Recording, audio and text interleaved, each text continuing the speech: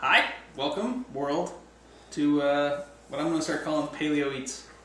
My name is Jeff, and this is sort of a paleo version of what I think Good Eats could be. If those people aren't familiar with Good Eats, go find Good Eats episodes on YouTube. There's a whole bunch out there for free. One Mr. Alton Brown, who's far more talented and entertaining than I am, and knowledgeable. But so I'm going to kind of follow in the same sort of food education style, but with obviously less production quality, no actual experience in, no actual education in culinary arts. But I think I have a lot of information that will be useful for people who maybe don't really get the what do I do part of paleo cooking. If you don't know what paleo is, I'm not really going to explain that. I'm just going to kind of assume that knowledge. Hopefully you're already kind of into it if you're coming to watch this. So anyway, this is going to be an introductory episode. It's going to be real basic, straightforward. I'm actually kind of doing a little dinner here with my wife, and this was really thrown together last minute. So for most people, I think this is what you end up doing. You've come home after a long day, you know, at the gym, office, whatever, and you're kind of like, crud, what are we going to have for dinner? So you throw some stuff together. This is totally paleo. It does the job, and I think it kind of works. It just happens to work with what we have in the house. This isn't planned at all. In fact, this is truly as spur of the moment as I'm going to make it sound. So I'll kind of dispense with all that and cut with it.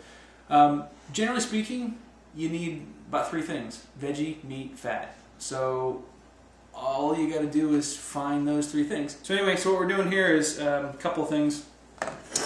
So I've got, again, this is just what we happen to have in the house. This was my wife's trip to Trader Joe's earlier in the week. This is 3 heads of baby bok choy. This is some broccoli, again from Trader Joe's, just broccoli florets bag. It was, you know, kind of pre-clean stuff already, the florets. So nothing special about either of these things, just stuff that we happen to like. Jarred artichoke hearts, some black olives, again just canned black olives, and then some sun-dried tomatoes. And then what we've got in here is actually some shredded chicken thighs. We cooked these earlier in the week, didn't eat all of them, and so basically we shredded them, and we'll be making a little bit more meal out of it. Here I've got some coconut oil.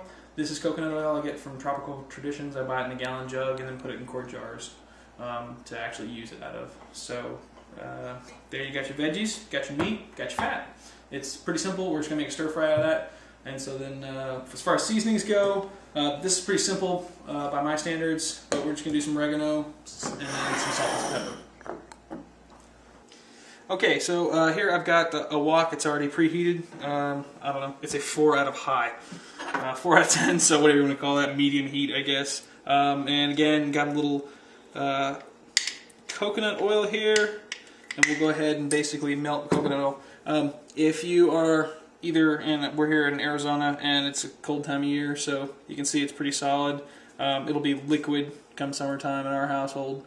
But this is pretty typical consistency for coconut oil, despite what the name would suggest. It's kind of more like shortening, but like thick shortening. So you can just, you know, spoon it out with your finger and call it good. Unless you're really picky, you can find a better way to get it out of there. So just kind of melt that in the pan. Again, if you don't have a wok, it's whatever your preferred method of stir frying is. If you don't stir fry, then, well, just no friend of mine. Go. All right, so here's what we got. So basically, the logic here is I'm going to throw the kind of heartier vegetables that take a little bit longer to cook, the baby bok choy, which if you don't know what baby bok choy is, it's just basically a part of the cabbage family. It's you know, an Asian varietal of cabbage. And the broccoli, they'll both cook down a little bit slower. So basically I'm going to throw them in first, just because I want them to start to cook down and start to get wilted and soft. And it'll actually kick off a lot of juice. And so that'll actually become sort of some of the stir-frying liquids for some of the later stage items. I don't want to put like the canned items in there. Also, if I were doing a raw chicken, I'd throw the raw chicken in first. I may not cook it all the way through, which I think is probably not technically the best thing to do when it comes to food sanitation. You do want to cook it through before you get it up to 160 degrees Fahrenheit before you were to throw in veggies, but I'm not quite as picky about that. So anyway, we'll start to cook this down, and as this stuff starts to wilt, then we'll throw in the chicken, which is already cooked, like I said, from earlier this week. Mix the two together to heat the chicken up, and then throw in the other canned pre-cooked vegetables. Hi, Kai. Kai, you being a good girl? Waiting for some food to drop? Yeah, you like paleo cooking. Okay, I've been cooking these for a little bit, covered, and that's just to kind of keep some of the moisture in, because we'll want that moisture in a little bit. And as you can see, it's cooked, but not really down. It's just kind of wilted slightly, and so we'll work with that. So what I'm going to go ahead and do now is I'm going to go ahead and start kind of seasoning. So like I talked about, we'll have salt, pepper, oregano, and then also kind of made a last minute decision here to add in some garlic. And that's kind of to taste. If you're not one for using spices, get to be one for using spices, because it's really it's what makes it tasty. So experiment. You're occasionally going to go wildly wrong, and you may find out you screwed up. Don't do that again. Try something new. Try something you like. The only thing I can say is maybe ask either if you have friends who cook, ask them what they put in there. If you go out to restaurants, kind of just maybe make note of what the menu says, or maybe ask the waitress or the waiter or whatever, what goes in this. If you like a particular flavor, you don't know what it is. Otherwise, just kind of go to your local store and find stuff you like. So again, we're not doing anything complicated here. Salt, pepper, oregano, and garlic.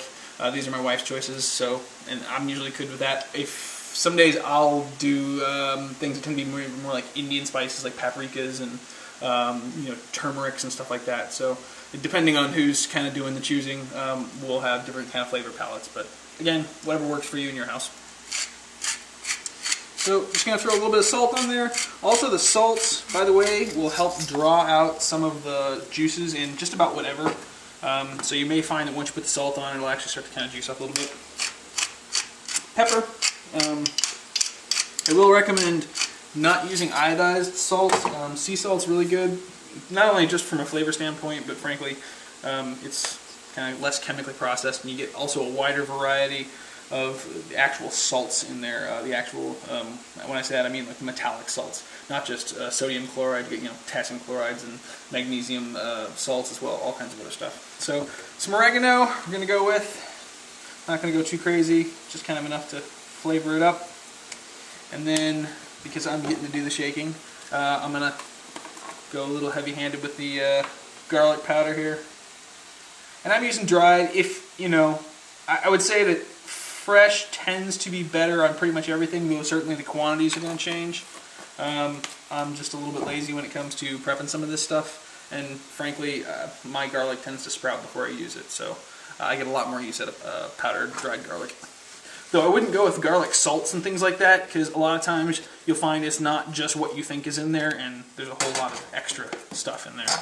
So, interestingly enough, and not too surprisingly, I think that salt actually helped kind of break down the cabbage there a little bit, so I think we're starting to kind of get reasonably well wilted. So at this point, what I'm going to go ahead and do is throw in the chicken, which again is shredded thigh meat that we actually just baked the other night. Ooh, you can see we didn't warm that up. So we're just going to go ahead and kind of let that warm up a little bit, and we'll come back in a second. So we're got the chicken just about warmed through. I did want to take a second to mention measuring. You'll notice I don't really do it.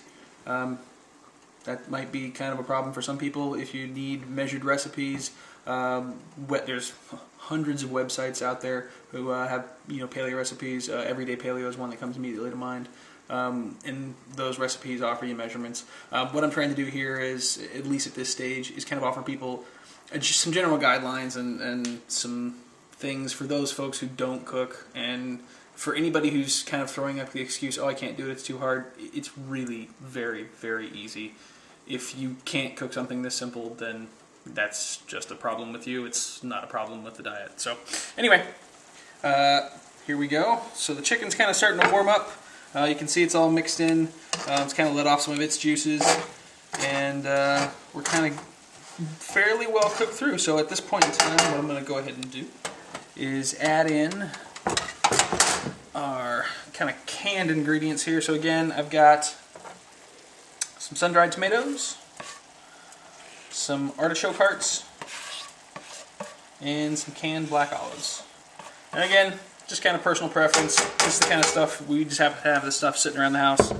So if you've got something else, then I'd recommend going for something else. So we'll just kind of mix these things together. Again, we're kind of warm through, and go from there. So here we go. It's just that easy. So now we're all served up in a bowl, and I hope you guys found this somewhat useful. I intend to get kind of more elaborate and talk about the ins and outs of the cooking in general, and kind of my approach to making things that are good and things that you can find recipes for in a more paleo fashion. So, I mean, to that end, I'm actually going to kind of draw from what I know about French cooking, which isn't a dramatic amount, but I think I know just enough to be a little bit dangerous. And I think there's actually a lot to be learned there. A lot of French cuisine basics, and a lot of basics of cuisine in general can be used for paleo cooking, just a different ingredient set. It really comes down to that. So anyway, I hope you enjoy this, and I hope something like this is useful for you. If you guys want to leave some comments, and hopefully somebody watches this, and if you do, let me know. Let me know what you like, and let me know if there's something you want to see. I'll hear from you guys then. Thanks.